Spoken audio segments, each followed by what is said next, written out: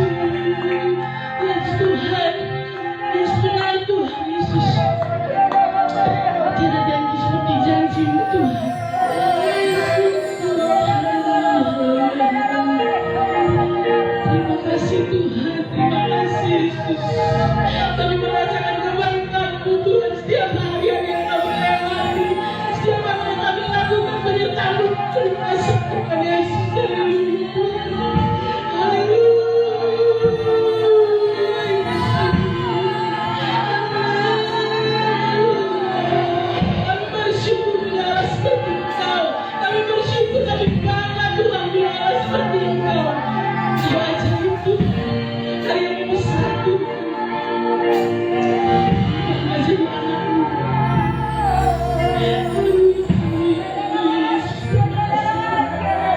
Terima kasih Yesus. Dengan kasih Kristus tubuh Yesus masuk dalam dua minggu ini. Haleluya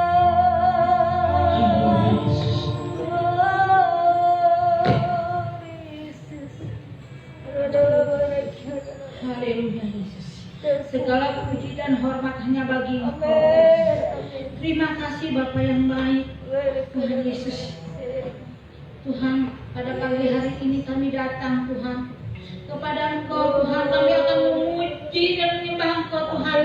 Karena segala pujian menjadi tumpahan bagi Engkau ya Bapa. Terima kasih Bapa. Dan juga Tuhan, bagi saudara-saudara kami yang dalam perjalanan, cepat langkah mereka agar kami bisa bersama-sama menyembah dan memuji Engkau Tuhan. Terima kasih Bapa. Terima kasih. Kami percaya Engkau hadir di tengah-tengah kami, dan kami juga percaya apa yang menjadi kesusahan di dalam kehidupan kami Tuhan, pada pagi hari ini kami akan memuji menyembah Engkau Tuhan. Beban kami Engkau Tuhan, Engkau putuskan Tuhan segala beban apapun Tuhan yang dipercayai. Puji-pujian itu menjadi kemenangan bagi kami Tuhan, dan Engkau Tuhan ada di tengah-tengah kami. Terima kasih Bapa yang baik. Tuhan, kami serahkan ibadah ini dari awal hingga akhir hanya di dalam nama Tuhan Yesus Kristus, Allah kami yang kami sembah dan kami puji. Haleluya. Amin. Haleluya. Saya percaya pagi hari ini semua kita bersukacita, amin. Semua kita semangat memuji nama Tuhan, amin. Kalau semua semangat memuji nama Tuhan, saya mau lihat kita bergoyang untuk memuliakan Tuhan, amin. Kita akan pujian segala puji syukur.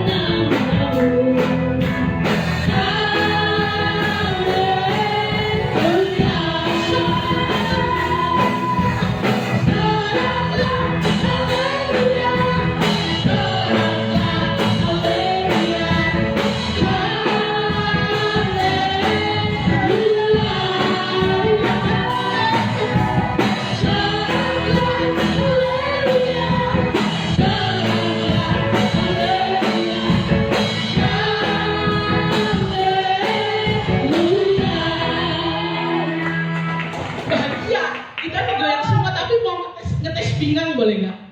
Boleh ini kita tes pinggang ini pinggang masih lentur nggak ya? Coba kalau sorak pinggangnya ini teh. Siap? Oke, 1, 2, 3, go! Soraklah, haleluya. Soraklah,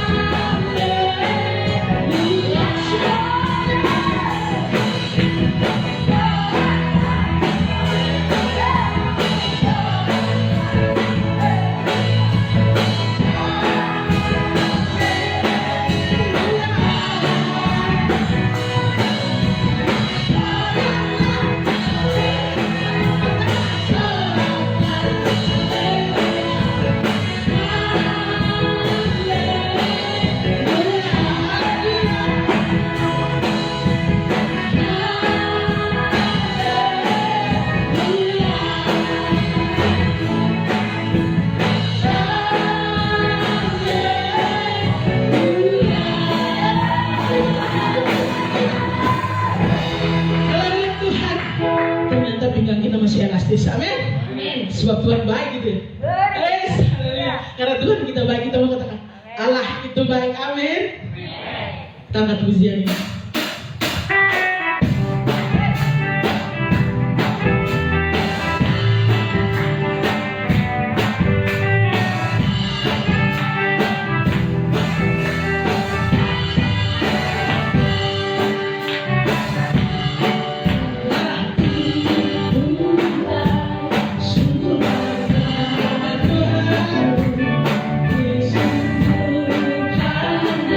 Kasih setia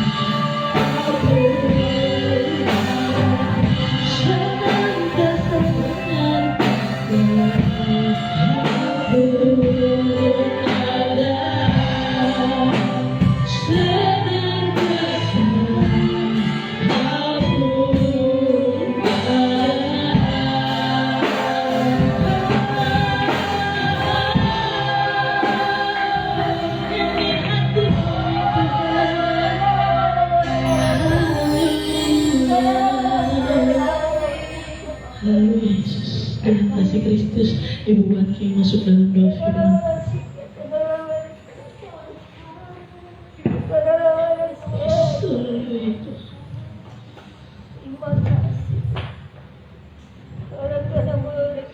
Haleluya Yesus. Terima kasih Tuhan, terima kasih ya Tuhan Yesus Kristus, terima kasih ya Roh Kudus atas pimpinan-Mu di pagi hari yang indah ini Tuhan. Kiranya apa yang kami persembahkan berkenan di hadapan-Mu Bapa. Sebentar kami akan mendengarkan firman-Mu. Urapi kami semua agar kami benar-benar mengerti, sadar dan melakukan segala kehendak-Mu ya Bapa. Urapi hamba-Mu juga yang akan membawakan firman-Mu ya Bapa. Terima kasih Tuhan, kami akan duduk diam untuk mendengarkan firman-Mu hanya di dalam nama Tuhan Yesus Kristus. Haleluya, amin.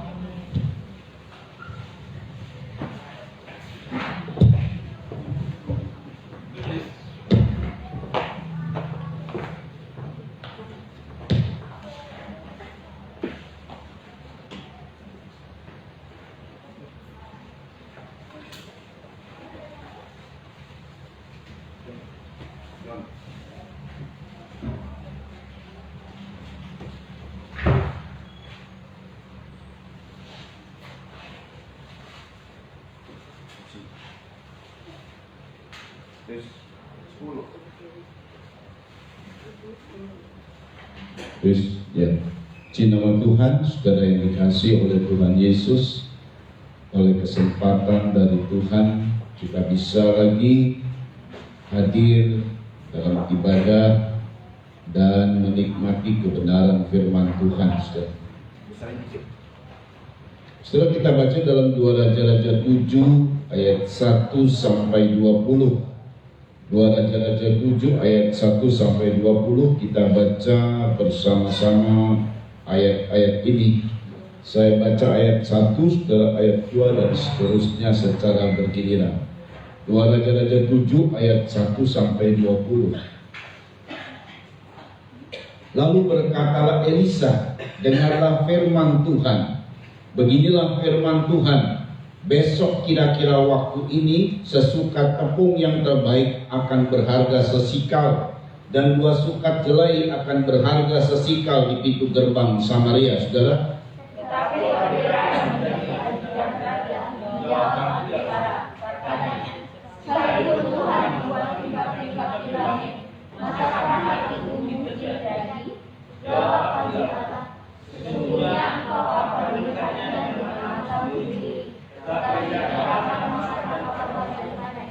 Empat orang yang sakit kusta ada di depan pintu gerbang. Berkatalah yang seorang kepada yang lain, mengapakah kita duduk-duduk di sini sampai mati? Kita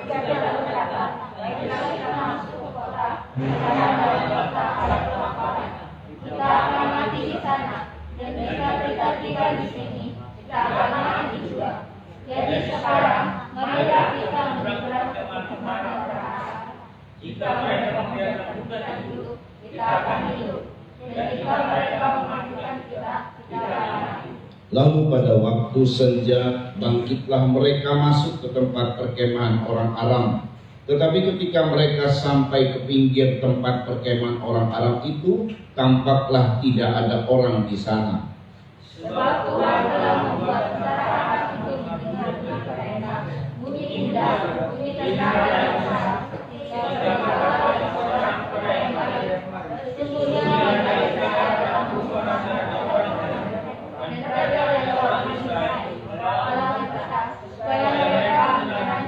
Karena itu bangkitlah mereka melarikan diri pada waktu senja dengan meninggalkan kemah dan kuda dan keledai mereka serta tempat perkemahan itu dengan begitu saja.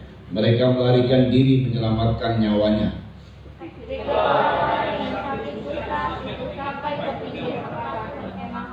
Masuklah mereka ke dalam sebuah kemah, lalu makan dan minum. Sudah itu mereka mengangkat emas dan perak. Dan bergila mereka menyembunyikan diri, lalu sedangkan mereka obrol dengan yang lain.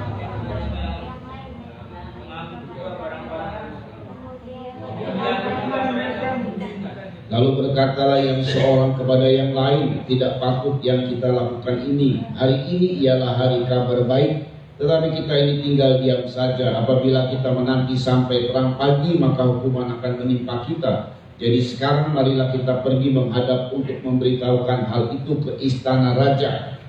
Mereka pergi lalu berseru kepada penduduk di kota dan menceritakan kepada orang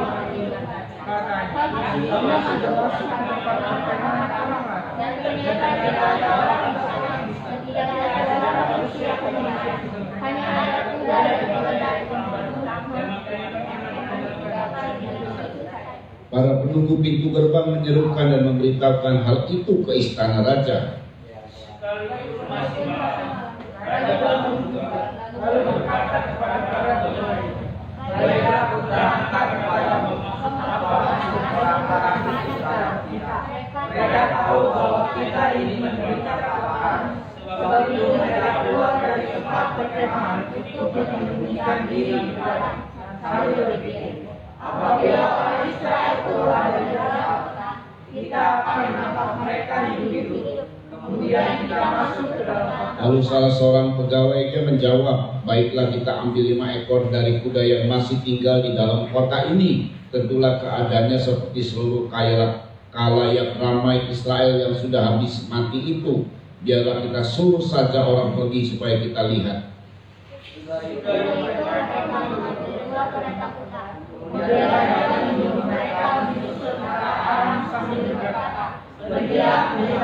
Lalu pergilah mereka menyusul orang-orang itu sampai ke sungai Yordan, dan tampaklah seluruh jalan itu penuh dengan pakaian dan perkakas yang dilemparkan oleh orang Aram pada waktu mereka lari terburu-buru. Kemudian pulanglah seruan-seruan itu dan menceritakan hal itu kepada raja.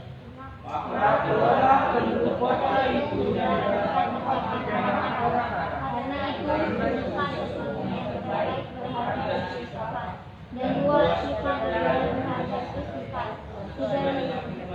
Adapun raja telah menempatkan perwira yang menjadi ajudannya itu mengawasi pintu gerbang, tetapi rakyat menginjak-injak dia di pintu gerbang.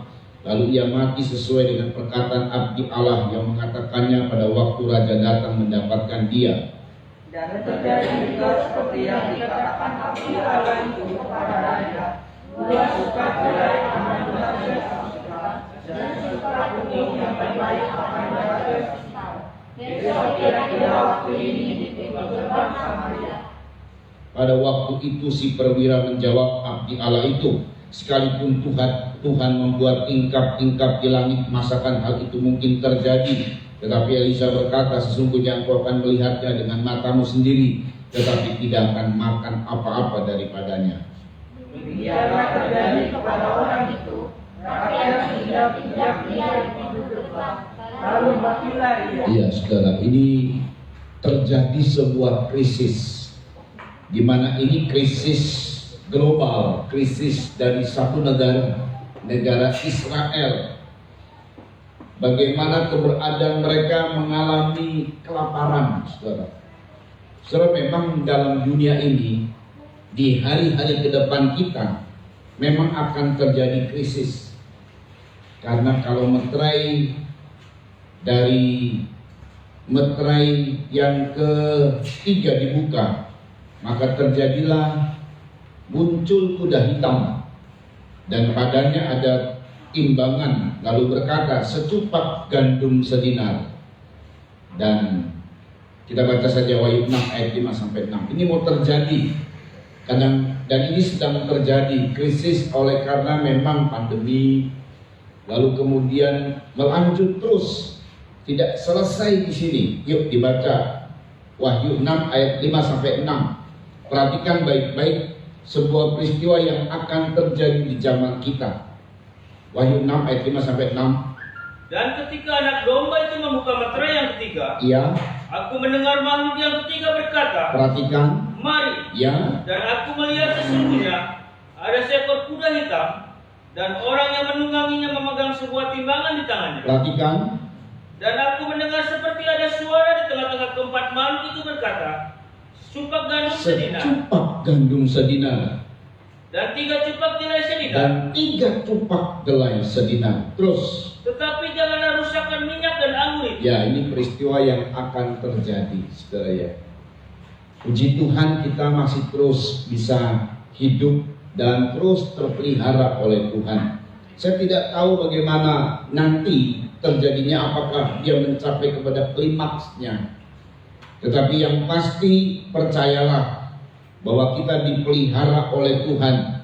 Asal kita pertahankan anggur dan minyak. Anggur itu adalah sukacita dari Roh Kudus, dan minyak itu adalah urapan Roh Kudus. Saudara ya, pekerjaan Roh Kudus itu terus ada dalam kehidupan kita, sehingga kita mengikuti tuntunan Roh. Saudara perhatikan, pada saat itu terjadi begitu hebat krisis. Bahkan krisis yang terjadi sampai kepala keledai itu berharga 80 sikal perak, dan bahkan seperempat cup, maaf kalau saya ngomong ini, tahi merpati berharga 5 sikal perak. Itu saking tidak ada makanan, dan kemudian begitu hebat krisis sehingga harga-harga naik, saudara ya, menjulang tinggi harga-harga. Ya, kita mau memasuki Natal ya, karena kita juga perayaan Natalnya biasa-biasa saja.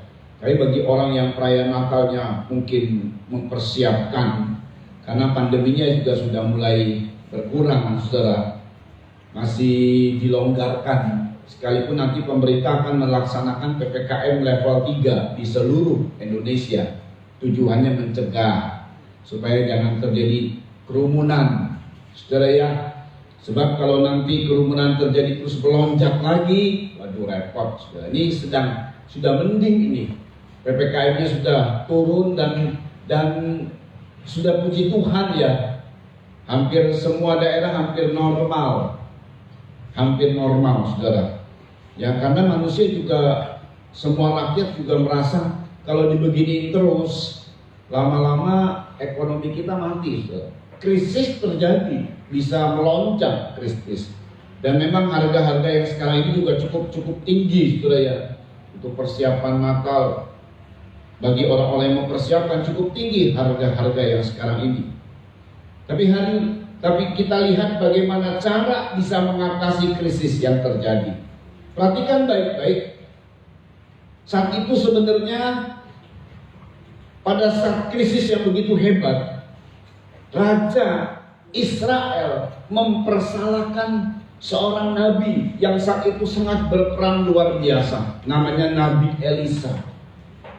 Nabi ini dipersalahkan karena kamu semua ini terjadi.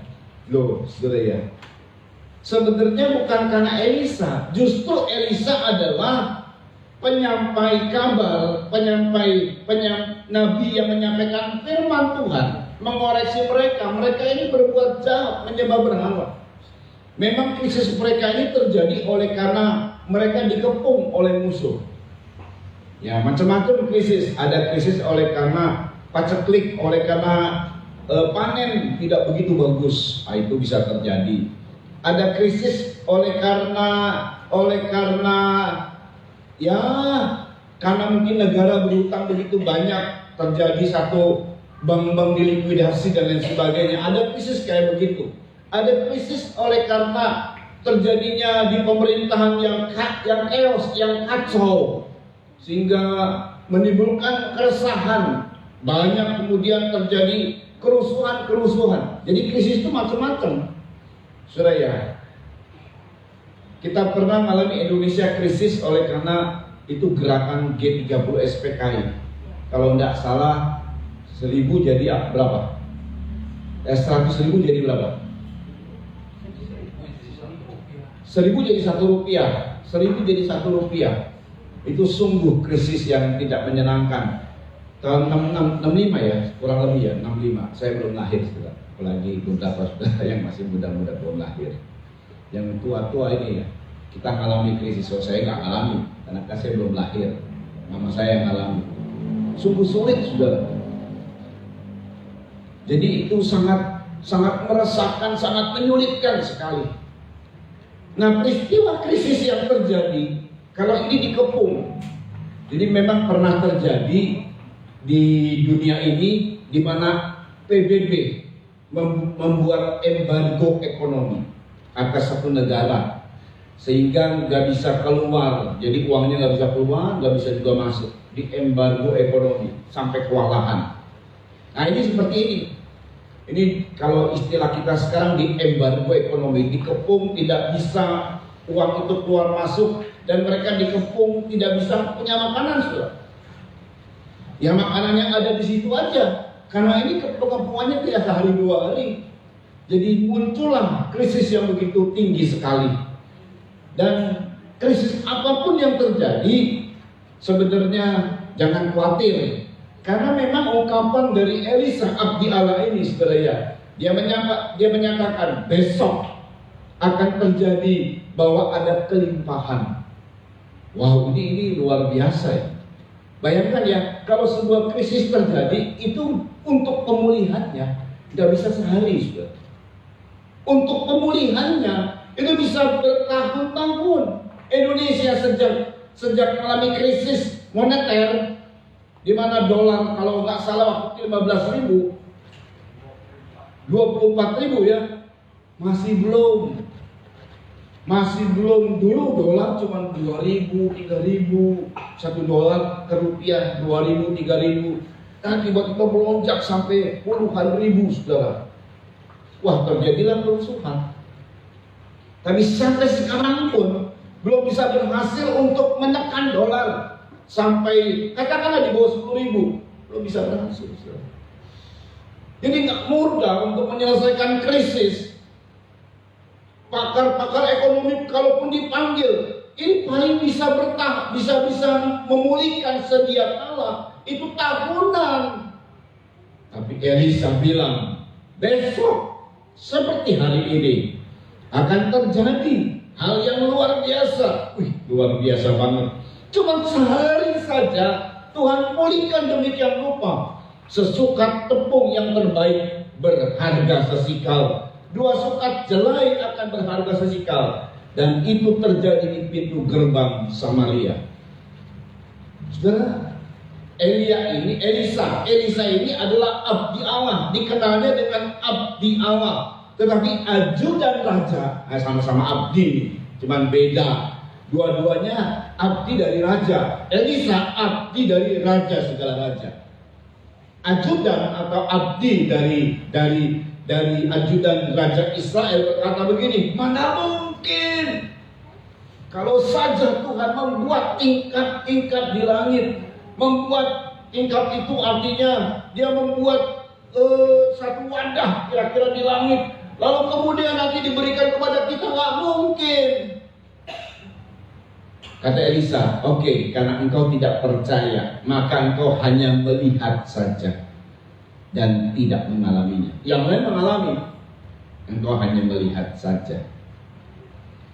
Saudara perhatikan ya, keberadaan yang luar biasa, di mana akan terjadi satu perkara ajaib.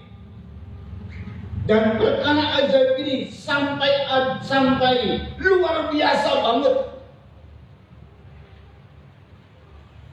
Ajudan raja, namanya saudara ya, orang boleh dikatakan yang memahami tentang raja ya, dia ajudan ini.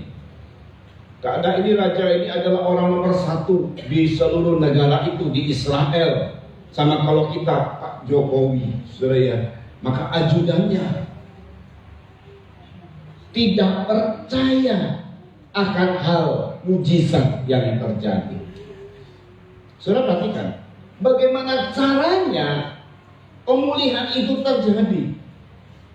Ungkapan dari ajudan ini menunjukkan bahwa, sebab dia berkata begini, kalaupun Tuhan membuat tingkap-tingkap langit, gak mungkin terjadi hal ini. Itu ungkapan dari ajudan. Jadi kalau Tuhan membuat tingkap langit, satu perbenaran di langit ini penuh dengan hal yang unlimited, tak terbatas. Gak mungkin itu terjadi. Gak mungkin supply pemberian dari langit Ya dari Tuhan maksudnya dari sorga. Lalu kemudian memenuhi kehidupan. Ini tidak satu dua orang. Ini ada mungkin ratusan ribu sampai jutaan karena rakyat semua mengalami krisis. Nah, ini pemikiran manusia, saudara. Jadi istilah dari ajudan ini, kalau saja Tuhan membuat tingkap langit, gak mungkin terjadi. Nah, saudara ya. Sedangkan peristiwanya, nyatanya sungguh terjadi. Sebab bukan cuma Tuhan buat tingkap langit, tidak hanya membuat, tapi Tuhan membuka. Nah, saudara ya. Kalau misalnya kita membuat gudang, saudara ya. Ini gudang saya banyak duit. Jadi gudangnya penuh dengan emas batangan kira-kira gitu. 7 turunan ini nggak habis. Nah, ya tapi kalau cuma ditutup saja, lalu kemudian gempa bumi terjadi, udah emas batangan entah kemana. Yang berguna itu kalau dibuka, lalu diberikan. Nah itu berguna. Kan ada orang yang ngumpulin harta. Ngumpulin harta nggak guna. Yang berguna itu harta itu difungsikan. Dia ngumpulin harta tapi makannya cuma sama bubur misalnya, sama cuma nasi sama garam doang. Hartanya dikumpulin. Buat apa? Yang guna itu hartanya difungsikan. Entah nanti diputarkan atau lebih banyak disosialkan. Itu kira-kira begitu. Dan Tuhan itu nggak hanya membuat tingkap langit, nggak hanya mengumpulkan harta, tapi membuka tingkap langit. Nah, saudara, peristiwa-peristiwa di mana kalau ada dibuka tingkap langit, saudara, ini terjadi sesuatu yang dahsyat. Tingkap langit yang dibuka oleh Tuhan justru ada di dalam satu kegiatan kita yang Tuhan nyatakan bahwa kegiatan ini luar biasa. Bahkan sama seperti apa yang disampaikan oleh ajudan. Kalau saja Tuhan membuka tingkap langit, tidak mungkin. Tapi kalau saja Tuhan membuat tingkap langit, kata ajudan raja, tidak mungkin. Tapi Elisa bilang, memang tidak disebutkan. Engkau akan melihat saja bagaimana akan terjadi kelimpahan. Di mana cuma tidak dibuat, tapi dibuka tingkap langit. Karena kalau kelimpahan itu terjadi, dibukanya tingkap langit dan dicurahkannya berkat. Maliaki, ini ayat kita tahu. Tapi disinilah, kalau pengen tahu bagaimana krisis terjadi dan bagaimana penyelesaian krisis itu, maka Maliaki 3. Tuhan sendiri yang ngomong, Tuhan sendiri yang mengungkapkan. Maliaki 3 dibaca. Maliaki 3 ayat 10 dimulai. Perhatikan baik-baik ya. Bawalah seluruh persembahan persepuluhanmu itu ke dalam rumah perbendaharaan. Terus supaya ada persediaan makanan di rumah. perhatikan. Dan ujilah aku. Tuhan menantang untuk kita semua, anak-anaknya. Oke, aku diuji. Yang lain dalam perkataan, dalam firman Tuhan, Tuhan berkata, jangan mencobai Tuhan. Jangan sekali-kali mencobai Tuhan, kurang ajar kalau mencobai Tuhan. Tapi di sini Tuhan menantang, ujilah aku. Terus firman Tuhan semesta alam. perhatikan. Apakah aku tidak membukakan bagimu tingkap-tingkap langit? Apakah aku tidak akan membuka bagimu tingkap-tingkap langit? Tidak cuma membuat, tidak cuma mengumpulkan harta di surga, tidak cuma membuat gudang perbendaharaan, tapi dibuka tingkap-tingkap langitnya. Itu perbendaharaan surga dibuka. Terus dan mencurahkan berkat kepadamu sampai berkelimpahan. Mencurahkan berkat kepadamu sampai berkelimpahan. Terus aku akan menghadik bagimu belalang-belalang. aku akan menghadik bagimu belalang-belalang. Terus supaya jangan dihabisinya hasil tanahmu, dan supaya jangan pohon anggur di padang tidak berbuah bagimu. ya, Firman Tuhan semesta. ya itu belalang pelahap. Ini belalang ini kalau gambaran rohaninya ini krisis. Jadi kalau ada orang yang melihat itu atau mimpi, aduh di rumah saya banyak belalang, sebentar lagi tuh orang krisis. Poin pertama krisis itu belalang, juga 2 kuda hitam. Kalau kuda hitam di rumah saya atau di satu negara itu saya lihat kok ada kuda hitam keliling-keliling ya. Oh itu krisis ekonomi itu saudara. Dengan dibuka tingkap-tingkap langit Dengan kita memberi perpuluhan, kita mengembalikan milik Tuhan, terbuka tingkap langit, maka diberkati berkelimpahan di hati krisis. Lalu ada ayat 12 masih, ya. Maka segala bangsa akan menyebut kamu berbahagia. Segala bangsa akan menyebut kamu berbahagia. Terus, Sebab kamu ini akan menjadi negeri kesukaan. negeri kesukaan, ya. Firman Tuhan semesta alam. Firman Tuhan semesta alam. Kalau mau dibuka tingkap langit, bayangkan ya dalam keadaan krisis yang begitu hebat sekali. Sampai maaf tadi saya bilang tai merpati berharga, itu ada nilainya. Apalagi gandum, wah tinggi sekali harganya. Sudah banyak mungkin mengalami kelaparan, tapi Elisa bilang besok terjadi pemulihan. Doa pemulihan yang begitu dahsyat, pemulihan yang total, cuma sehari. Mana mungkin? Nah, saudara, peristiwa tingkap langit dibuka. Nah, ini peristiwa perpuluhan. Dan Tuhan berkata, ujilah aku. Tuhan berani untuk, Tuhan menantang untuk, ayo diuji aku. Buktikan benar-benar ini terjadi. Buktikan kebenaran firman Tuhan ini. Nah, saudara ya, tingkap langit yang dibuka. Sebab saudara, keberadaan dari ajudan raja ini, dia hanya melihat orang lain diberkati, dia tidak. Masih penting kalau dia tidak, dia malah mati terinjak-injak. Sebab memang Elisa nggak bilang gini, nanti kamu akan mati terinjak-injak. Enggak. Tapi sebuah peristiwa terjadi oleh karena orang-orang atau rakyat yang sudah kelaparan, lalu tiba-tiba ada dengar kabar baik adanya pemulihan di pintu gerbang, sedangkan raja menyuruh dia untuk menjaga, dan cuma sendiri dia jaga dengan pangkat jenderalnya. Yang lalu mungkin orang takut sama dia. Dia bilang berhenti, kamu berhenti. Tapi hari itu orang-orang pada kelaparan. Jadi kalau dia jaga, dia bilang stop, berhenti, tunggu dulu. Gak bisa, orang kelaparan. Gak peduli, you mau pangkat apa. Betul gak? Orang kelaparan, banyak orang kelaparan, seluruh rakyat kelaparan. Ya, karena ditahan-tahan ya, didorong-dorong, jatuh, diinjak-injak, mati. Nggak peduli.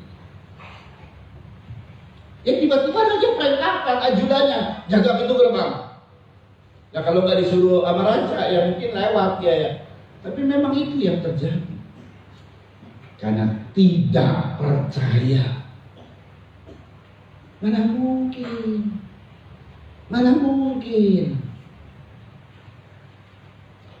Orang yang tidak percaya nggak alami berkat. Orang yang tidak percaya nggak alami mujizat. Yang percayalah yang alami mujizat. Amin.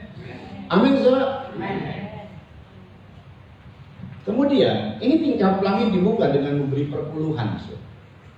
Tingkap langit juga dibuka. Ada satu peristiwa, saudara ya. Jadi kalau tingkap langit dibuka itu terjadi pemulihan, berkat berkelimpahan.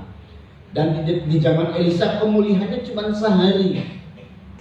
Ya mungkin kalau kita memang bisa saja, kalau nggak sehari nggak mengapa lah, seminggu misalnya, atau kapan setahun nggak masalah. Yang penting setahun kemudian kita mengalami pemulihan. Jadi artinya sudah pemulihan, terus ada orderan, lama-lama nutup hutang, lalu tahun kemudian kita bisa diberkati. Kerja kita mulai ada hasil, bisa nabung. Nah itu kan namanya pemulihan. Kalau namanya berkelimpahan kan bukan pas-pasan. Artinya ada lebih, betul ya? Kalau ada lebih itu ya ditabung. Itu orang cerdik. Oh, belajarlah kepada semut, hai engkau pemalas, hai engkau pemboros. Belajar kepada semut.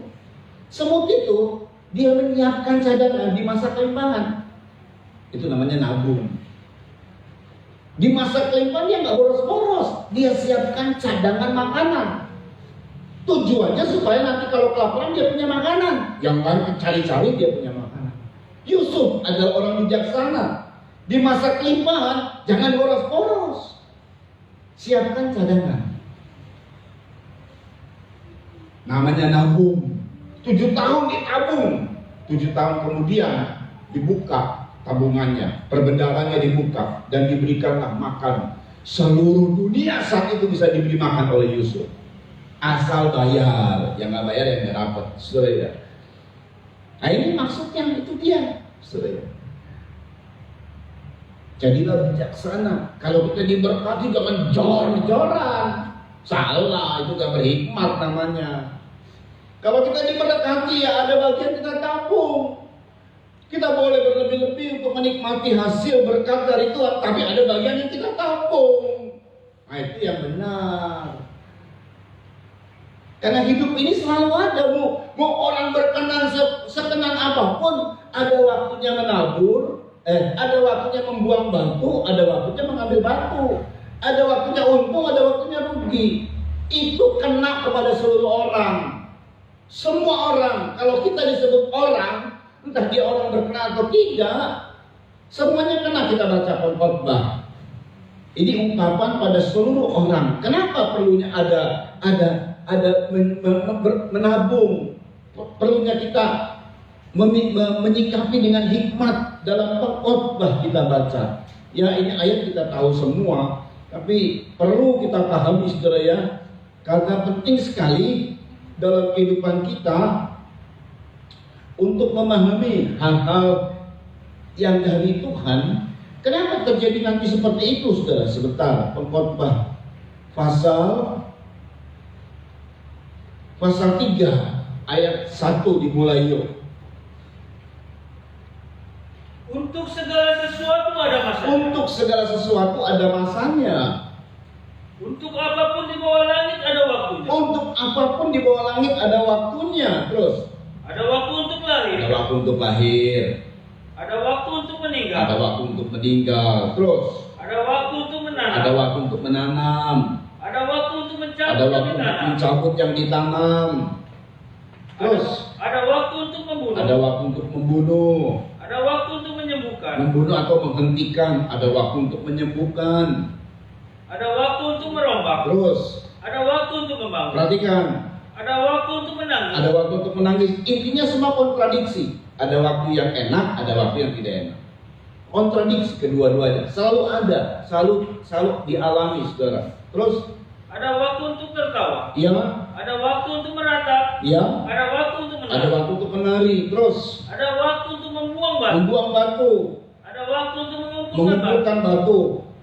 Ada waktu untuk memeluk. Terus Ada waktu untuk menahan diri dari memeluk. ya, Ada waktu untuk mencari.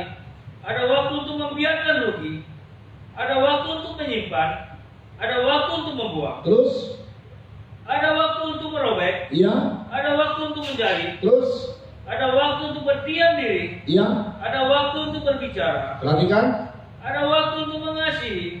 Ada waktu untuk membenci. Ada waktu untuk perang. Ada waktu untuk damai. terus Apakah untuk pekerja dari yang dikerjakannya dengan berjerih payah? perhatikan. Aku telah melihat pekerjaan yang diberikan Allah kepada anak-anak manusia untuk melelahkan dirinya. Perhatikan ayat 11. Ia membuat segala sesuatu indah pada waktunya. Indah pada waktunya. Baik itu waktu rugi maupun waktu untung. Indah pada waktunya. Terus Bahkan ia memberikan kekekalan dalam hati mereka. perhatikan, Tetapi manusia tidak dapat menyelami pekerjaan yang dilakukan Allah dari awal sampai akhir. iya, tetapi manusia tidak bisa memahami dari apa yang Tuhan kerjakan dari awal sampai akhir. Makanya manusia itu harus mengandalkan Tuhan, harus bersandar Tuhan, sebab segala sesuatu ada waktunya. Tapi bagi kita anak-anak Tuhan, waktu-waktu yang tidak menyenangkan itu sementara sifatnya. Tapi bagi orang dunia, bagi orang-orang yang tidak mengenal Tuhan, bagi orang yang tidak percaya, waktu yang susah, waktu yang tidak menyenangkan lama terjadi. Memang ada waktunya, saudara. Jangan kemudian kita pikir senang terus. Ada nanti, ada susah saatnya. Jangan kemudian kita sehat terus, ada pasti sakit. Tapi buat anak Tuhan dijaminkan sakit ada, bila Yesus menyembuhkan. Nah itu selalu ada demikian. Keberadaan kita pada saat kelimpahan.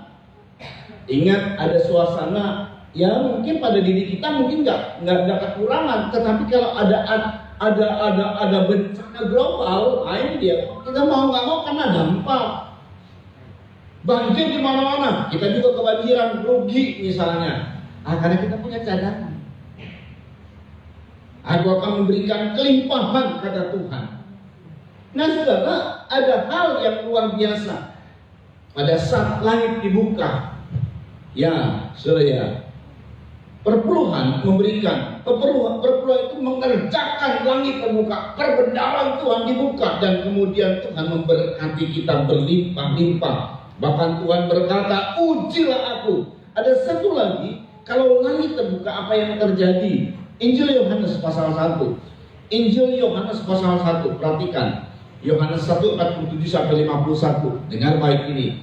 Kalau tingkap langit terbuka, bukan cuma dibuat sama Tuhan, tetapi dibuka sama Tuhan, maka ada sesuatu yang terjadi. Yuk dibaca. Kata Filipus kepadanya. Kata Filipus kepadanya, ya. Mari dan lihatlah. Ya. Yesus melihat Natanael datang kepadanya. Ya. Lalu berkata tentang dia. Natanael datang kepada Yesus. Ya, teruskan. Lihat, inilah seorang Israel Kata sejati. Yesus, ini kata Yesus loh, bukan kata orang, bukan kata anggapan orang. Yesus ngomong, lihat, ini orang Israel sejati. Kalau bahasa kita sekarang, lihat, ini orang Kristen sejati. Atau lihat, ini anak Tuhan yang sejati. Mari. Tidak ada kepalsuan di dalam. Itulah orang Kristen sejati. Tidak ada kepalsuan. Tidak suka ngarang cerita. Tidak ada dusta. Dia sejati yang ada dalam dirinya terang, jujur. Terus Kata Natanael kepadanya, bagaimana engkau mengenal aku? bagaimana kau mengenal aku? Terus Jawab Yesus kepadanya, ya, sebelum Filipus memanggil engkau, sebetulnya sebelum Filipus memanggil engkau, aku telah melihat engkau di bawah pohon ara. aku melihat engkau di bawah pohon ara. Ya, ini Israel sejati. Israel itu mengandalkan kebenaran hukum Taurat, sebab pohon ara itu adalah kebenaran hukum Taurat. Itu gambaran dari Israel. Mengandalkan kebenaran hukum Taurat, atau lebih tepatnya mengandalkan kebenaran diri sendiri. Kalau berbuat benar, amal ibadah, itu yang diandalkan. Dan dia betul, dia adalah orang yang alim, orang yang setia pada agamanya. Israel sejati pada kebenaran Tauratnya. Tidak ada kepalsuan dalam dirinya. Dia makanya adanya di bawah pohon ara. Dia duduk di bawah pohon ara, pohon kebenaran diri sendiri. Terus Kata Natanael kepadanya, ya, Rabi, engkau anak Allah. engkau anak Allah, engkau tahu aku, engkau mengenal pribadiku, engkau tahu perbuatanku. Wow, kata Natanael. Rabi disebut sama Natanael. Terus Engkau raja orang Israel. engkau raja orang Israel. Perhatikan. Yesus menjawab katanya, Ya, karena aku berkata kepadamu, karena aku berkata kepadamu, aku melihat engkau di bawah pohon ara, aku melihat engkau di bawah pohon ara. Terus maka engkau percaya. engkau percaya. Terus Engkau akan melihat hal-hal yang lebih besar daripada itu. Tuhan mau ajak dia untuk melihat lagi hal-hal yang lebih besar, untuk merasakan lagi hal-hal yang lebih besar. Ya, Lalu kata Yesus kepadanya, aku berkata kepadamu, aku berkata kepadamu, sesungguhnya engkau akan melihat langit terbuka. engkau akan melihat langit terbuka. Saudara ya, langit terbuka yang pertama terjadi pada saat kita memberi perpuluhan. Langit terbuka dan dicurahkan berkat. Langit terbuka yang kedua terjadi kalau kita ini sebagai orang Kristen sejati, tidak ada kepalsuan. Maka langit akan terbuka. Terus Dan malaikat-malaikat Allah turun naik kepada anak manusia. malaikat Allah turun naik. Ini turun naik ini artinya melayani. Ini pelayanan malaikat, saudara. Malaikat-malaikat Allah turun naik kepada anak manusia. Kalau engkau sebagai Kristen sejati, cirinya apa? Tidak ada kepalsuan. Tapi poin yang ketiga yang penting, kalau engkau ingin melihat langit terbuka, jangan terus di bawah pohon ara. Keluar dari zona itu. Jangan terus mengambil sikap membenarkan diri. Keluar dari sikap pembenaran diri kita. Kalau orang membenarkan diri pasti nyalain orang. Keluar dari sikap pembenaran diri kita. Sebab kalau dia cuma duduk di situ saja, suruh lihat ke atas, kan langit kan di atas. Apa yang terlihat? Daun-daun ara. Penglihatannya terbatas dengan daun ara. Apalagi kalau lagi daun ara itu rimbun. Daun ara itu kayak daun beringin, rimbun, banyak daunnya. Ya paling cuma kalau ada langit yang celah-celah sedikit aja antara daun dengan daun sedikit saja terlihat. Mana mungkin terlihat jelas malaikat Allah turun naik? Mana mungkin terlihat jelas langit terbuka, saudara? Nggak mungkin, dia mesti keluar dari pohon ara. Keluar dari pembenaran diri sendiri. Jangan suka membenarkan diri. Karena Natanael ini adalah orang yang secara tidak langsung menyalahkan. Apa yang disalahkan? Seorang nabi yang hadir, yang akan hadir. Dia tahu persis, dia tahu Taurat. Tapi pada saat disampaikan oleh murid-murid pertama Yesus, dengar ada Yesus dari Nazaret, dia luar biasa. Nah dia ngomong, yuk kita baca sebelumnya. Ini perhatikan ya, dia ini membenarkan diri. Orang membenarkan diri itu adalah orang yang suka menyalahkan orang lain. Yohanes tadi kita baca, perhatikan saudara di ayat bentar ya, di ayat 45 dimulai, yuk, ayat 45. Ini dia nih. Filipus bertemu dengan Natanael dan berkata kepadanya, Filipus bertemu dengan Natanael dan berkata kepadanya, yuk, kami telah menemukan dia. kami telah menemukan dia. Terus, Yang disebut oleh Musa dalam kitab Taurat. yang disebut oleh Musa dalam kitab Taurat apa itu? Dan oleh para nabi. Dan oleh para nabi apa itu? Yaitu Yesus. Yesus. Yesus, anak Yusuf Dari Nazaret. dari Nazaret. Teruskan. Kata Natanael Kata kepadanya, Natanael kepadanya. mungkinkah sesuatu yang baik datang dari Nazaret? Nah, tanda tanya. Meragukan Natanael. Sama kayak ajudan. Ragu. Cuman ajudan ragu dan tidak percaya benar. Mati dia. Kalau ini dia meragukan, dia menyalahkan. Karena dia ngambil sikap pembenaran diri. Dia tahu Taurat. Dia berkata, apakah mungkin yang baik itu datang dari Nazaret? Memang Nazaret ini kota yang cukup dikenal dengan kota yang tidak baik. Di mana Yesus diwasakan di situ, kota yang tidak baik. Kalau misalnya nih di daerah Subang ya, pasti ada daerah-daerah yang disebutnya daerah yang tidak baik. Untuk Pagaden aja, daerah yang tidak baik kira-kira di mana? Udah dikenal, didengar sama kita. Di mana sih? Daerah yang tidak baik di Pagaden ini.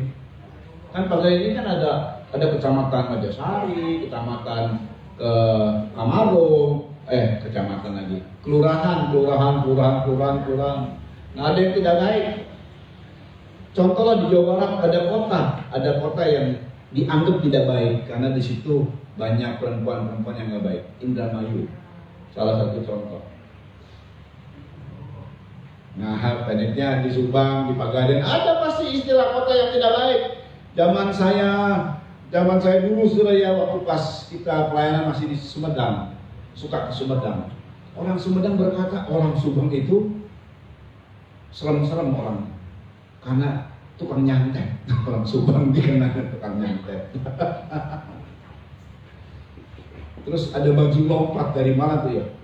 Kebanyakan dari Subang kan? Ya, makanya Subang ini kota yang tidak baik dianggapnya. Sama kayak gitu, saudara. di antara kota-kota di Israel. Ada Bethlehem, ada Yerusalem, ada Nazaret. Nazaret ini kota yang tidak baik, udah terdengar. Mana mungkin yang baik keluar dari Nazaret? Dia nyalakan kan? Mana mungkin orang jahat itu bisa menyelamatkan kita? Mana mungkin orang jahat itu kemudian berubah dan bertobat? Mana mungkin? Nah, ini. Jadi dia menyalahkan orang. Karena memang berada di bawah pohon ara, membenarkan diri. Jadi kalau kita suka menyalahkan orang, itu sikap kita di bawah pohon ara, gak akan pernah mendapat yang namanya langit terbuka. Pelayanan malaikat, gampangnya pelayanan malaikat itu adalah pelayanan yang memfasilitasi. Kita selalu diberi fasilitas, difasilitasi. Nah, sama seperti Elisa. Elisa dapat pelayanan malaikat ini. Dia berkata, besok akan terjadi kelimpahan. Elisa itu lagi disudutkan, saudara. Kita baca. Elisa itu lagi disudutkan, bahkan disalahkannya nggak tanggung-tanggung. Peristiwa terjadi, Raja Aram mengepung Israel. Lalu apa yang terjadi? Ini nggak main-main. Saudara ya, kemudian Raja Israel ini marah-marah. Kemudian mereka berkata begini, Raja Israel. 2 Raja-Raja 6 ayat 31 sampai 33. Yuk, cepat dibaca yuk. Dipersalahkan. 2 Raja-Raja 6 ayat 31 sampai 33. Yuk. Lalu berkata raja, Ya. beginilah kiranya Allah menghukum aku. Beginilah kiranya Allah menghukum aku. Bahkan lebih daripada itu, Perhatikan. jika masih tinggal kepada Elisa bin Safat di atas tubuhnya pada hari ini, Berarti Elisa mau diapain? Dipenggal kepalanya sama raja. Loh. Peristiwa dikepungnya Israel oleh orang Aram, dipersalahkannya Elisa. Kenapa nggak salah raja, nggak koreksi diri? Lu gimana pemimpinnya? Kepemimpinannya bagaimana? Kok sampai bisa dikepung begitu rupa? Ini kan salah negara. Tapi Elisa yang disalahkan. Terus, adapun Elisa duduk-duduk di rumahnya. tapi santai aja Elisa. Duduk-duduk di rumahnya saja santai. Yang punya, yang bisa membuat Elisa mati cuma Tuhan. Nyawanya dia di tangan Tuhan. Terus, Dan para tua-tua duduk bersama-sama dia. ya, Raja menyuruh seorang berjalan mendahulunya. terus, Tetapi sebelum suruhan itu sampai kepada Elisa, ya, Elisa sudah berkata kepada para tua-tua itu, perhatikan. tahukah kamu Elisa udah tahu tentang dia mau dipenggal kepalanya, udah tahu saudara. Dia duduk-duduk santai, nggak panik, santai aja. Terus, bahwa si pembunuh itu menyuruh orang untuk memenggal kepala? bahwa si pembunuh itu menyuruh orang untuk memenggal kepalaku.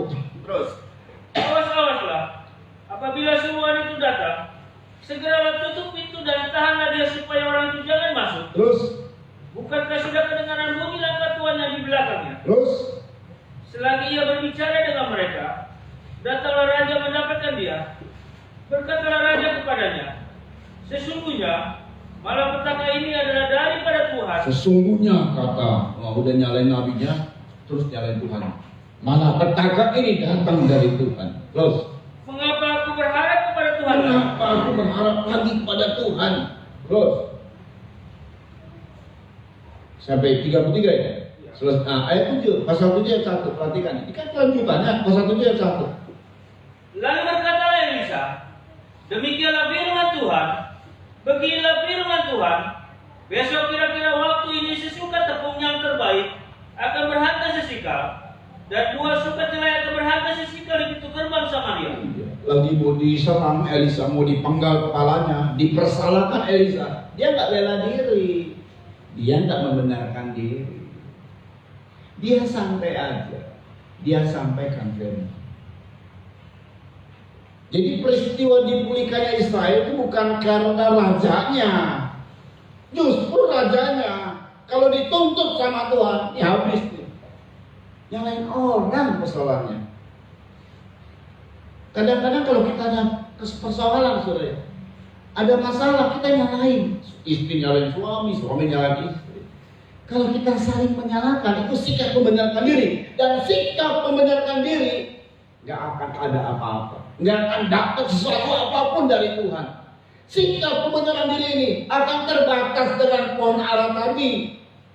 Elisa tidak membenarkan diri, makanya terjadi pemulihan. Dia diserang, dia tidak membenarkan diri.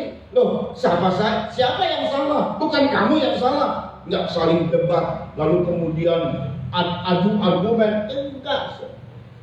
Elisa santai aja, tidak sakit hati, tidak kecewa diomongin gitu, tidak kepahitan diomongin.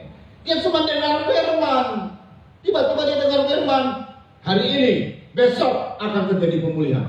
Dia sampaikan. Lo bayangkan ya, waktu dimarahin, kan kalau dipulihkan kan buat negara itu. Jadi raja itu juga semakin dimuliakan, hebat tuh pimpinannya. Bayangkan dalam sehari saja terjadi pemulihan. Elisa nggak kepikiran kesalahan, ngapain pikirin itu? Mau terjadi pemulihan. Disalahkan, tetapi firman Tuhan bilang besok terjadi pemulihan. Wow, dahsyat. Saudara, mari kita belajar dari apa yang Tuhan sampaikan hari ini. Jangan pertahankan kebenaran diri. Jangan suka menyalahkan orang. Kalau kita mengalami pelayanan malaikat difasilitasi oleh Tuhan. Kalau kita mau diberkati berlimpah-limpah. Kalau kita mau merasakan mujizat dari Tuhan. Kalau kita mau merasakan kuasa Tuhan yang dahsyat, jangan suka menyalahkan orang. Tapi sukalah peka kepada suara Tuhan. Suka kepada tuntunan Tuhan. Sebab Elisa waktu dipersalahkan, kalau hatinya ngedumel, kalau hatinya kepahitan, nggak akan dengar suara Tuhan. Tiba-tiba dengar suara Tuhan, besok akan terjadi pemulihan. Itu hatinya berarti nggak kepahitan. Dia, ini omongan nih, dia dengar, memang dia tahu, dia dapat dari Tuhan.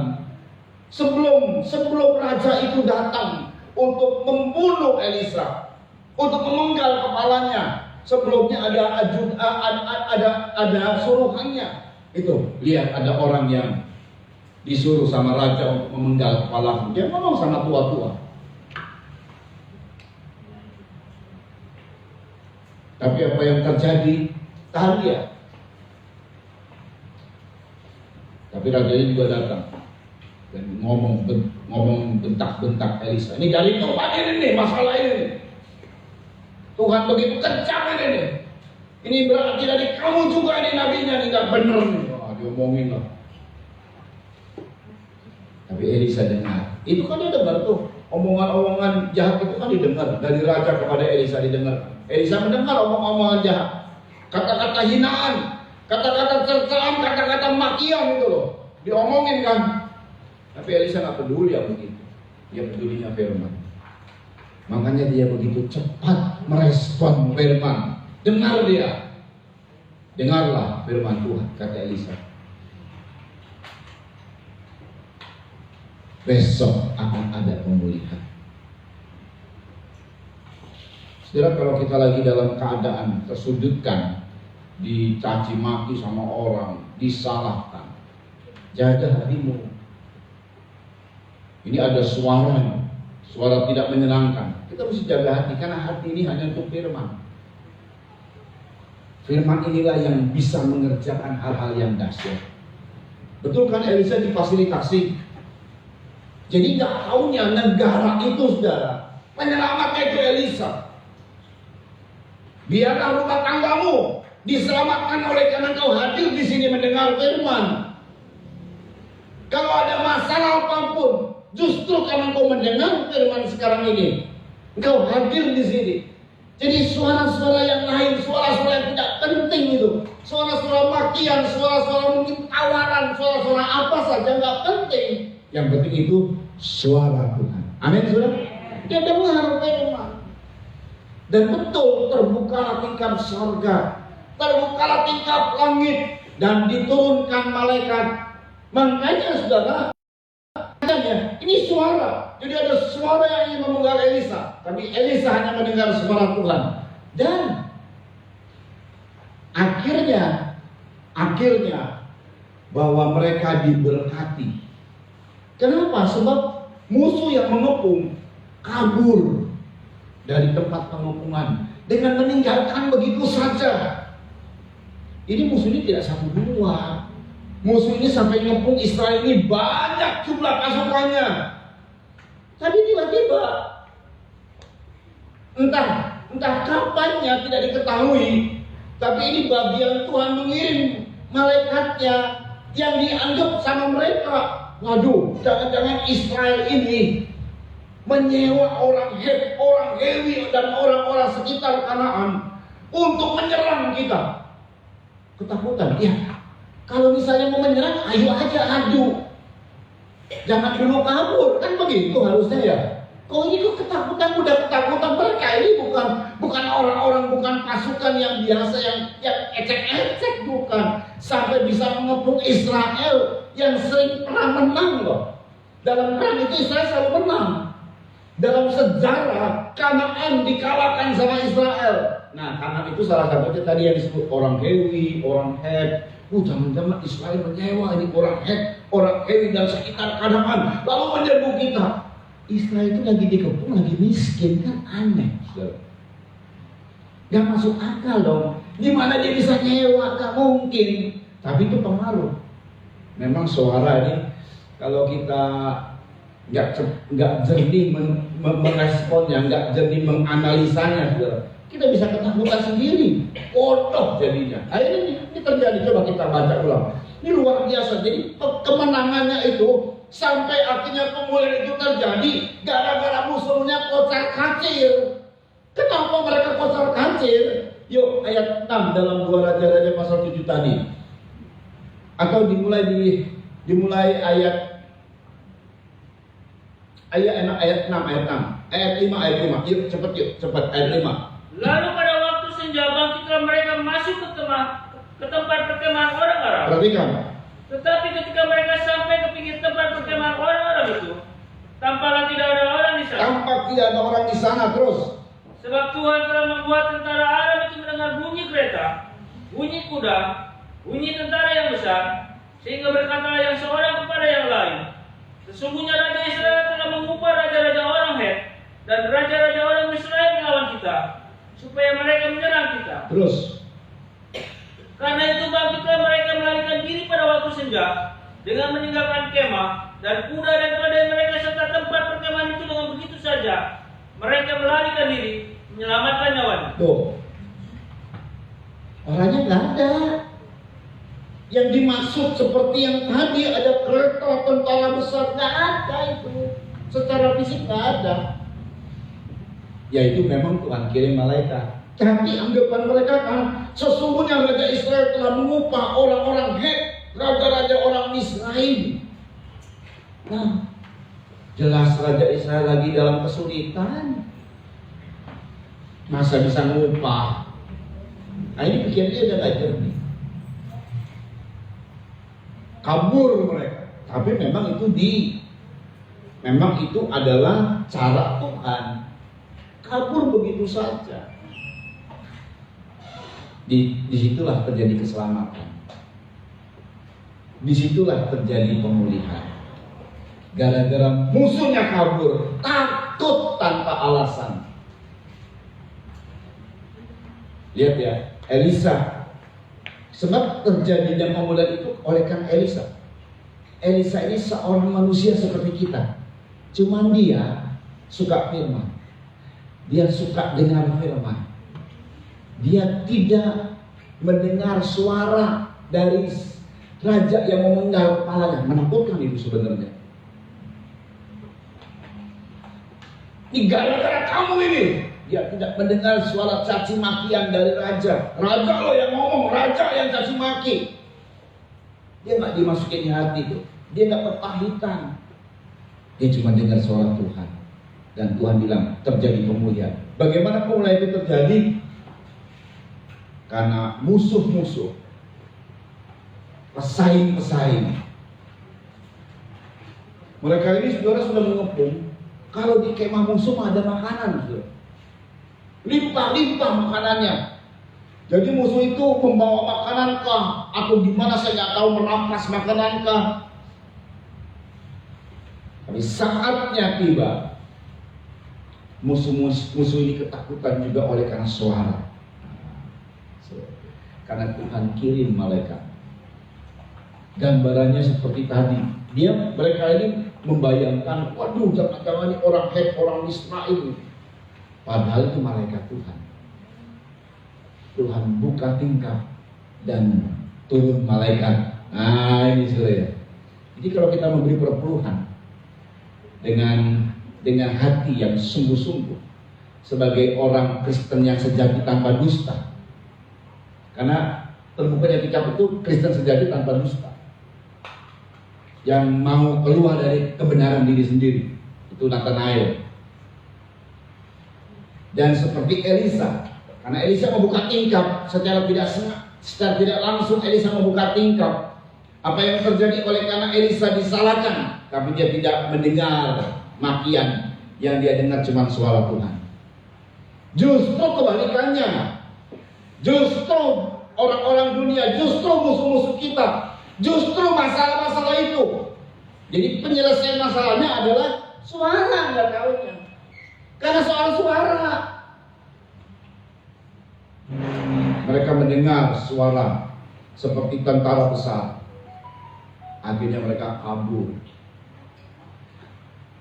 Karena Tuhan menolong kita. Dia mengirim malaikat. Dia menjaga kita. Dia memfasilitasi kita. Ini difasilitasi oleh Tuhan. Tinggal menikmati saja. Amin, saudara. Loh, gampang sekali loh. Kalau kita memang sungguh-sungguh sama Tuhan, Tuhan buat sesuatu yang indah dan mudah semua. Semua jadi mudah. Amin. Nah, saudara dengar baik. Tetapi menjadi persoalan lagi, ini satu persoalan lagi. Karena yang akhirnya membawa kabar baik itu adalah orang kusta. Jadi ini ada 4 orang kusta di luar, karena orang kusta itu nggak boleh di dalam istana, nggak boleh di dalam kerajaan, dia mesti di luar. Ya, orang Aram kan mengepung. Saya tidak tahu jarak dari antara kerajaan ini dengan orang Aram ini, mungkin ada ya berapa, paling tinggi ratusan meter lah, ada berapa, kayak 1 kilo, paling tinggi 1 kilo lah kira-kira begitu. Jadi dikepung itu hampir seluruhnya, saudara ya. Tantaranya begitu banyak sekali, namanya saja ngepung kok. 4 orang kusta ini lapar juga, nggak ada makanan. Biasanya dikasih dari orang gitu, dikasih. Karena orang kusta ini mesti diasingkan. Dia kusta, dia dirinya najis, dia harus berkata, aku najis, aku najis. Najis, najis. Jadi kalau misalnya dia ini orang kusta, kedapatan bahwa dia orang kusta, ada orang sehat dekat sama dia, najis, najis, aku najis, jangan dideketin maksudnya. Itu Taurat, hukum Taurat itu aturannya seperti itu. Jadi dia ini orang diasing, orang yang diasingkan, orang yang dibuang, yang dianggap. Tapi lapar, namanya lapar perlu makan, gitu ya. Karena dia perlu makan, ngomong nih orang kusta 4 orang ini ngomong dengan ya hopeless lah ya, dengan harapan yang sudah nggak ada harapan. Tapi dia bilang gini, kalau di sini aja kita juga mati. Alah, kita kesana aja deh, iseng-iseng doang padahal. Laparnya. Karena laparnya ini mendorong dia untuk cari makan. Jangan kita ke pihak musuh aja lah. Kalau seandainya kita ini mati, memang juga kita mau mati. Di sini mati, di sana mati. Siapa tahu di sono ada orang belas kasihan lah sama kita. Gitu kira-kira lah. Toh juga mati juga. Datanglah mereka. Begitu datang, ngelihat tuh loh kosong. Wow, mereka makan. Kemudian mereka makan ini. Pikir lagi, kita ini jangan maunya sendiri, lo orang kusta loh. Yang tadinya orang kusta itu dibuang, gak dianggap, sakit hati lah. Tapi mereka memikirkan orang lain, lo kan baik, sudah ya. Jadi memang ini pertolongannya dari sini. Orang yang gak dianggap bisa nolong kita loh. Bukan dianya sih nolong kita, lewatnya kita bisa ditolong. Datanglah mereka ke istana. Tolong, itu banyak makanan di sana. Rajanya ngomong. Yuk kita baca nih. Rajanya ngomong. Nah, ini suara raja. Suara raja, pandangan raja. Harusnya dipikirin loh suara raja. Bener sih kalau dilihat. Kalau kita dengar sih suaranya ini bener. Anggapannya benar, saudara. Perhatikan baik-baik. Ayat 12. Ayat 12. Raja ini yang ngomong nih, raja yang ngomong loh. Yuk. Sekalipun masih malam, raja bangun juga, lalu berkata kepada para pegawainya, baiklah kuterangkan kepadamu apa Kata raja nih, kan sebab orang kusta bilang gini, loh kosong loh, di sana kosong, gak ada siapa-siapa, ada banyak makanan di sana. Oh rakyat udah denger, masih malam-malam dia. Wah ada apa sih, hiruk pikuk kok, ada bangun lah ya. Wah ada makanan di sana, ada makanan di sana. Wah udah gelisah nih, udah mau keluar pintu gerbang nih rakyat nih semua nih. Tapi raja bilang, dengar dulu. Ini kuterangkan ya. Jangan main enak aja, jangan ngomongnya orang kusta loh. Ini orang yang jaga sama kita. Ini jangan-jangan bohong nih orang. Ini kuterangkan ya. Ini maksud orang Arab ini terhadap kita begini. Yuk. Mereka tahu. Mereka tahu bahwa kita ini menderita kelaparan. Sebab itu mereka keluar dari tempat perkemahan untuk menyembunyikan diri di padang, sambil berpikir, apabila orang Israel keluar dari dalam kota, kita akan menangkap mereka hidup-hidup, kemudian kita masuk ke dalam kota. Kira-kira ini pemikiran dari raja ini benar nggak kalau dalam strategi perang? Benar. Tunggu ya, aku terangkan gini. Sengaja mereka tinggalin karena kita lagi kelaparan. Jadi kita keluar semua, kita disergap, dijerat, mati kita semua. Benar. Pemikirannya bisa benar. Tapi yang namanya orang lagi lapar ya. Satu pegawai bilang, "Udah kita coba saja, kita kirim pasukan. Kita kirim cuma berapa orang lah, pengintai begitu." Kan yang tahu. Begitu dikirim sudah. Benar. Apa yang dibilang sama 4 kusta ini semuanya ditinggalin. Begitu mereka mendengar, iya benar kosong, langsung tuh rakyat sudah mendengar karena kelaparan, udah mendengar semuanya ada makanan di sana. Namanya lagi orang lapar. Tiba-tiba raja bilang, ajudan, jaga pintu gerbang, jangan sembarangan orang. Maksud itu aja nanti mau dikelola tuh makanan, ceritanya mau dikelola. Ajudannya siap, bos, malah mati di pintu gerbang. Suara ini penting katanya. Suara hasutan, suara orang kecil. Ini orang kusta ini orang kecil. Tapi ya harusnya enggak siapa yang merespon orang kusta, saudara. Tapi Tuhan memang sengaja kirim orang-orang kusta. Makanya kalau kita jangan sombong. Suara orang-orang kecil juga kita harus dengar. Kadang-kadang Tuhan memilih. Tuhan kan sudah bilang bahwa aku memilih, bukan orang yang berpengaruh. Ingatlah, kamu orang-orang kecil yang kupilih. Setelah kita diberkati jangan sombong. Kalau seandainya mereka tidak mendengar 4 orang kusta, tetap mati. Gak ada kelimpahan. Bagian Tuhan sudah Tuhan kerjakan. Tuhan kirim pasukan, semua musuhnya kabur, meninggalkan makanan berlimpah-limpah. Tinggal bagian manusianya, bagian kitanya. Bagian Tuhan sudah Tuhan kerjakan, mengirim malaikatnya. Bagian kitanya. Makanya saudara ya, jangan dedikasi dalam pandangan kita. Apalagi kalau kita sudah diberkati. Dulu waktu kita masih belum diberkati, katakanlah belum punya apa-apa, kadang-kadang kita ngomong itu sampai mohon-mohon. Nah setelah diberkati apa beda omongan kita ini. Tuhan bilang, karena tanpa orang kusta,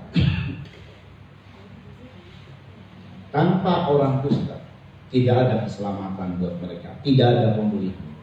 4 orang kusta ini, yang 4 orang kusta ini sampai mati dia mungkin masih tetap kusta, tapi mereka akhirnya menganggap, karena nggak ada urusan Elisa di sini. Elisa nggak bilang gini, dengar nih 4 orang kusta ini dengar nih, nggak ada Elisa di situ. Itu mah respon raja dan rakyat. Raja sudah merespon dengan respon yang keliru, tapi untung ada salah satu pegawai, nah kita coba aja deh. Ya karena dia dengar. Orang-orang ini mungkin nggak berharga, di pemandangan dunia dibuang. Tetapi coba mari kita dengar. Suara orang kecil didengar. Suara yang tidak dianggap didengar. Siapa di antara orang-orang yang tidak dianggap hamba Tuhan? Kadang-kadang hamba Tuhan suaranya nggak didengar. Kalau suara dokter aja didengar. Jangan ngerokok ya, rokok bisa mati loh, nggak merokok dia. Padahal pendeta udah bilang, Bro, jangan ngerokok bro, nggak pantas kau pelayan Tuhan, mas. Suara orang kaya itu didengar. Pendeta udah puar-puar. Kalau kamu ikuti firman diberkati, bro, sas, bapak ibu diberkati, nggak didengar bro. Tuhan bilang, satu kali Tuhan tempatkan kambing di sebelah kiri, domba di sebelah kanan. Kenapa begitu? Tuhan bilang kepada kambing sebelah kiri, masuklah dalam api neraka. Loh, kenapa? Sedangkan domba masuklah dalam kebahagiaan Tuhanmu. Kenapa kami kok dibedakan? Padahal sama-sama binatang penggembalaan. Raja itu bilang begini, ya pada saat, hai engkau kambing, pada saat aku lapar, engkau tidak memberi aku makan. Pada saat aku haus, engkau tidak memberi aku minum. Pada saat aku di penjara dibuang, engkau tidak menjenguk aku, tidak memperhatikan aku. Saat aku sakit, engkau tidak menjenguk, tidak besuk. Loh, kapan kami melihat engkau lapar dan lain sebagainya? Kalau engkau memperhatikan hambaku yang kecil, engkau memperhatikan untuk Tuhan. Jadi kalau pandangan kita ini kepada semua manusia sama, mau orang kaya, mau orang miskin, mau orang dibuang, sama semua. Kita diberkati nanti itu. Tapi kalau udah mulai pandangan kita beda-beda, oh ini mah beda, ini orang kaya bagaimana cara pandang terhadap orang kaya. Beda sama saya memandang orang yang nggak punya apa-apa gitu. Berkat itu bukan dari mereka-mereka yang orang kaya. Kadang-kadang Tuhan pakai orang-orang kecil. Dianya sih nggak kasih duit sama kita, tapi lewat mereka inilah akhirnya Tuhan memfasilitasi dan terjadi pintu berkat terbuka. Ayat terakhir Matius pasal 25 perlu kita baca. Jadi kalau kita tidak baik kepada orang, cara pandang kita ini tidak baik, maka semuanya kita tidak mendengar omongan orang-orang kecil. Matius 25 kita baca. Untuk kambing aja langsung. Ayat 41 dimulai. Ayat 41, Matius 25 ayat 41. Yuk. Dan ia berkata juga kepada mereka yang di sebelah kirinya. Iya. Enyala dari hadapanku. Hai kamu orang-orang terkutuk. Kamu orang-orang terkutuk. Enyala ke dalam api yang kekal yang telah sedia untuk iblis dan malaikat-malaikatnya. Ya. Sebab ketika aku lapar, kata Tuhan, kamu tidak memberi aku makan. Tidak memberi aku makan. Ketika aku haus, ya, kamu tidak memberi aku tidak minum. memberi aku minum, dan seterusnya. Ayat 44. Lalu mereka pun menjawab dia katanya, Ya. Tuhan, bila manakah kami melihat engkau lapar atau haus, atau sebagai orang asing, atau telanjang, atau sakit, atau dalam penjara, ya, dan kami tidak dan kami tidak melayani engkau, teruskan. Maka ia akan menjawab mereka, aku berkata kepadamu, Ya, sesungguhnya segala sesuatu yang tidak kamu lakukan, untuk salah seorang dari yang paling hina ini. Untuk salah seorang dari yang paling hina ini. Nah, orang dusta kan hina, nggak dianggap. Terus Kamu tidak melakukannya juga untuk aku. iya, betul. Jadi Tuhan sudah membuka. Kita memberi perpuluhan, tingkap kami terbuka. Tapi nggak taunya berkat itu nggak nyampe sama kita. Gara-gara cara pandang kita. Kita sudah memuji Tuhan dan Tuhan bilang, ujilah aku akan memberkati engkau. Kok nggak nyampe sama saya ya? Tingkap kami terbuka. Yang pertama adalah jangan ada dusta. Jadilah orang Kristen sejati. Jangan suka membenarkan diri. Tinggal kami terbuka, saudara, dan Tuhan sudah menyediakan berkat, sudah difasilitasi oleh Tuhan saat engkau memberikan perpuluhan, sudah difasilitasi oleh Tuhan. Tinggal kita responnya di dunia ini. Dari surga sudah Tuhan kirimkan, responnya di dunia ini. Kalau mereka tidak meresponi 4 orang kusta, dapat berkat, saudara? Dapat kelimpahan? Enggak. Juga perhatikan, karena ada kaitan dengan hamba Tuhan. Hamba Tuhan inilah yang membuka tingkap surga. Di mana hamba Tuhan ini namanya Elisa. Elisa itu adalah orang yang mementingkan hanya firman saja. Dia dengar firman. Ancaman segala macam nggak peduli dia. Dia cuma dengar firman. Dia nggak mengalami kepahitan di dalam hati. Dan yang terakhir, hargai orang-orang yang mungkin nggak kita dunia bilang dunia nggak menganggap. Tapi kalau engkau tidak pernah membedakan manusia, tidak pernah membedakan manusia dalam cara pandangmu, maka lihatlah, itu nanti akan terasa sama kita, akan terasa dalam kehidupan kita. Apa yang sudah Tuhan sediakan buat kita semua, dilimpahkan buat kita. Tuhan bilang besok akan terjadi pemulihan. Kita datang dalam doa, kita datang sama Tuhan. Tuhan baik sama kita, saudara. Dia nggak pernah membiarkan kita. Haleluya, haleluya. Mari perjamuan dan juga biar Tuhan bekerja atas hidup kita.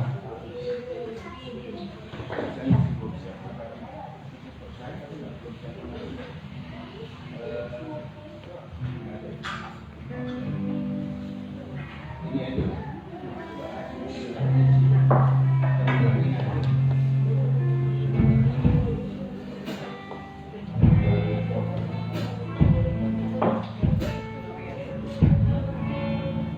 Haleluya.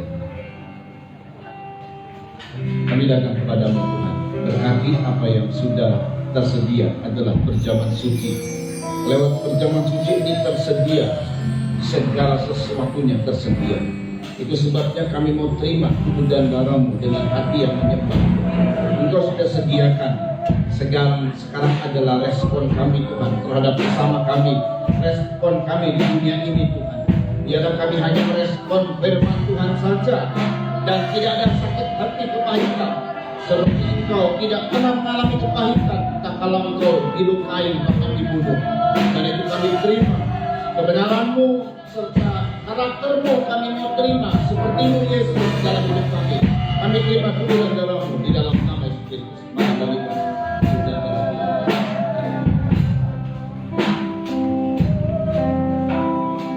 ya satu dan saat kita beriaja saat berhenti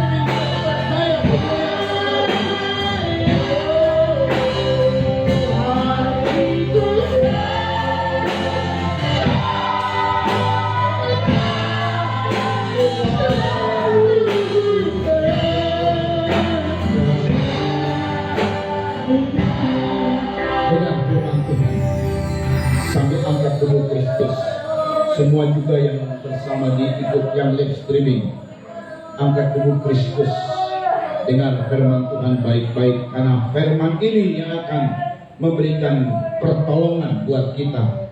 Sebab apa yang telah kuteruskan kepadamu telah kuterima dari Tuhan, yaitu bahwa Tuhan Yesus pada malam waktu ia diserahkan mengambil roti, dan sesudah itu ia mengucap syukur atasnya. Yesus memecah-mecahkannya dan berkata, inilah tubuhku yang diserahkan bagi kamu. Perbuatan ini menjadi peringatan akan aku. Bukankah roti yang kita pecah-pecahkan adalah persekutuan dengan tubuh Kristus? Amin.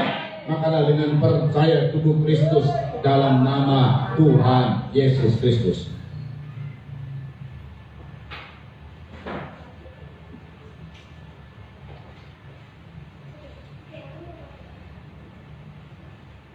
Angkat cawan minuman yang berisi darah Kristus dengan cawan perjanjian baru yang terurai oleh darahnya.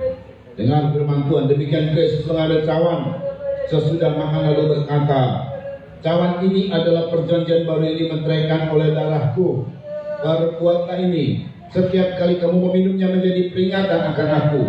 Sebab setiap kali kamu makan roti ini dan minum cawan ini, kamu memberitakan kematian Tuhan sampai Ia datang. Bukankah dalam ucapan syukur yang atasnya kita ucapan syukur adalah persekutuan dengan darah Kristus? Amin.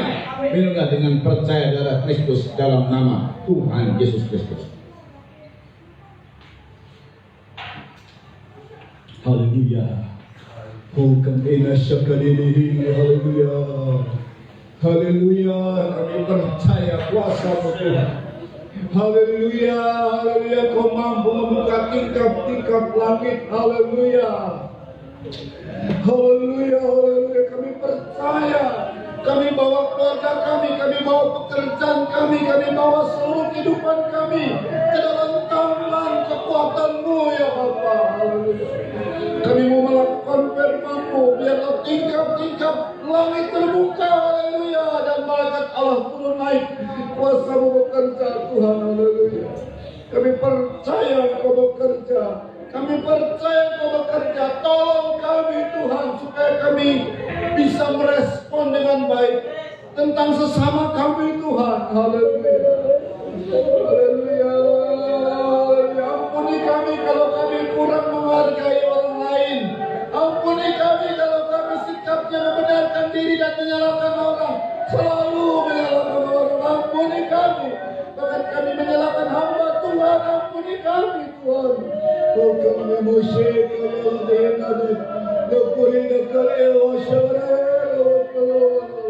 Kami tidak mau menjadi orang yang hanya menyaksikan saja, tapi kami mau mengalaminya juga, Tuhan. Mengalami akan berkat-berkat-Mu, mengalami akan mujizat-Mu, mengalami semua yang Engkau sudah sediakan. Engkau sudah sediakan, Tuhan. Haleluya. Terima kasih Bapa, berkati semua jemaat-Mu yang hadir. Berkati keluarga di sini yang telah menjalankan tempat ibadah, berkati pemimpinan pastori Tuhan. Berkati Tuhan Yesus semua pelayan Tuhan yang telah melayani Tuhan, karena mereka telah bekerja bagi Tuhan dan upahnya ada, sebab setiap pekerja patut mendapat upah. Kami percaya upah dari Tuhan atas mereka yang melayani. Kau berkati Tuhan juga akan kehidupan setiap anak-anak-Mu yang hadir dan juga yang ikut live streaming dalam pekerjaan usaha, mata pencarian dan semua aktivitas mereka rumah tangga diberkati dalam nama Yesus Kristus. Tingkap-tingkap sorga terbuka dan tercurah berkat. Ada fasilitas dari Tuhan. Malaikat-malaikat Allah melayani. Haleluya. Karena kami adalah anak-anak Allah. Terpujilah nama Yesus Kristus. Engkau memfasilitasi semuanya. Tinggal kami nanti merespon Tuhan. Haleluya. Sehingga berkat itu betul-betul tercurah atas kami. Karena ini janji-Mu pada hari Minggu ini. Janji-Mu pada hari ini Tuhan. Setiap kebenaran firman yang kami dengar adalah janji Tuhan. Dan Kau menjanjikan hari ini. Terpujilah nama Yesus Kristus. Biarlah kami meresponi dengan luar biasa. Terpujilah Tuhan Yesus. Terima kasih Bapak Presiden kami Pak Jokowi dan Pak Maruf Amin. Kau berkati Tuhan di dalam pekerjaannya, berkati Tuhan Kristus. Juga seluruh proyek-proyek yang ada di medis Tuhan, garda depan kami juga Tuhan tolong vaksinasi supaya sampai mencapai target. Haleluya. Dan juga Tuhan para menteri para menteri dan juga KPK, TNI Polri dan mereka yang bergerak di bidang hukum Densus 88 supaya mereka bisa membongkar kasus-kasus besar Tuhan yang merugikan negara. Haleluya. Terorisme, koruptor, gembong-gembong narkoba, sindikat mafia, dan semuanya supaya dihukum sesuai dengan hukum yang berlaku. Tetapi kalau luput dari hukum dunia oleh karena suap dan sogok, kami mohon Engkau hakim yang adil bertindak atas bumi Indonesia agar nama-Mu ditakuti di bumi Indonesia ini. Terpujilah nama Yesus Kristus. Pemerintah kami juga Tuhan, dari gubernur atau Jawa Barat provinsi sampai kabupaten dan kecamatan di mana kami ada, dan bahkan ikut live streaming di mana daerah-daerahnya ada Tuhan, diberkati semua. Haleluya. Biarlah menjadi perhatian Tuhan atas daerah kami. Nama Tuhan dipermuliakan. Dan sebentar kalau kami kembali ke rumah kami masing-masing, sampaikan dengan selamat dengan tidak kekurangan sesuatu apapun, dan kembalikan pada hari-hari ibadah yang telah berkorban baik perpuluhan dan semuanya diberkati dengan berlimpah-limpah. Terima kasih Tuhan. Kami angkat dua tangan kami menerima berkat dari Tuhan. Saudara-saudara yang dikasih oleh Tuhan, terimalah anugerah cinta kasih sayang dari Bapa yang sungguh sangat mengasihi-Mu, kasih karunia lewat kuasa pendamaian Tuhan Kristus, serta pimpinan kekuatan kuasa Roh Kudus menjadi milikmu saudara-saudara dari sekarang ini sampai Tuhan sudah datang kali yang kedua, bahkan sampai selama-lamanya. Dalam nama dan kami alaskan doa ini Tuhan, biarlah kuasa Tuhan bekerja atas kami semua. Di dalam nama Tuhan Kristus, mempelai pria sorga dan imam besar yang kami puji selalu, kami alaskan doa ini. Haleluya. Haleluya. Haleluya.